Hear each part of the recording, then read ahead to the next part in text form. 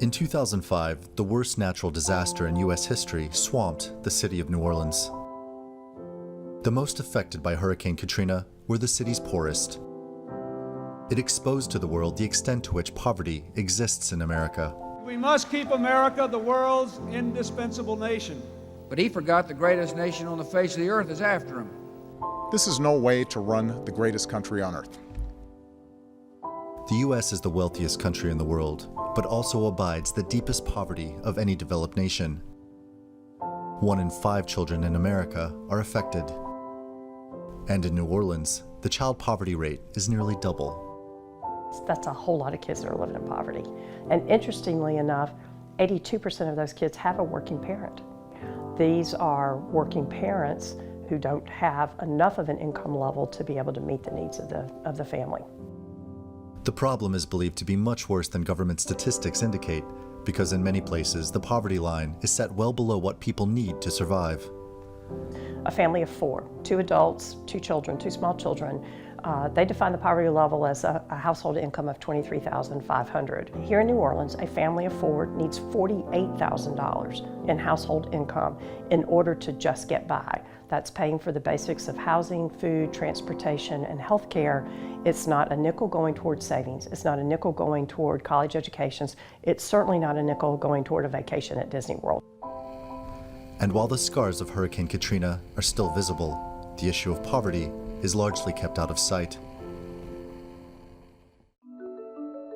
You know, it's one thing to have a job and earn a wage. It's another thing to earn a sustainable wage. Chef Joe, as he's called in the kitchen, spends his days helping at-risk youths from New Orleans' poorest neighborhoods. All julienne means is long and thin.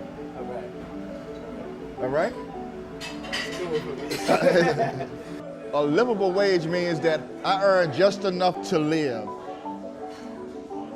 Now, anything outside of my everyday needs, I can't afford. They want to talk about a lot of why our young people are getting in trouble or succumb to the streets. It's because parents are having to work 2 and 3 jobs just to earn a livable wage, not even a sustainable wage. While a great deal of focus in the presidential election has been on the loss of industrial jobs and bringing them back to life, a cause championed by Donald Trump, far less time has been spent talking about service industry jobs performed by the vast majority of low-wage workers. You know, when you see fast food workers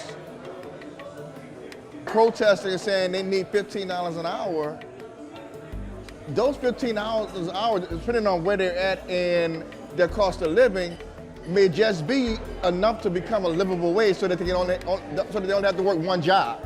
America deserves a raise. President Obama has pushed for raising the minimum wage, currently set at $7.25 per hour, along with investing in social welfare programs, including health insurance. And yet during his presidency, poverty rates have hit historic highs, something Republicans say is proof that more government does not make for a more inclusive economy. Here voters are casting early ballots. Now, the economy is traditionally the biggest single issue by which voters choose a candidate. According to recent polling, 64%, nearly 2/3 of Americans, think that the country is headed in the wrong direction, while 29% think that it's headed in the right direction. But it's unclear whether that's because of the economy or because of increasingly shrill partisan politics and deadlock in Congress, a feature of the Obama presidency.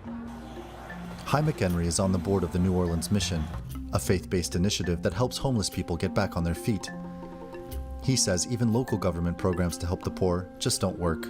What we've noticed is whenever the government gets control of something or gets too much influence, it all starts to fall apart. And a boatload of money goes into the program, and the results are abominable. Annual polling suggests Americans put poverty no higher than 10th on the list of priorities for federal action.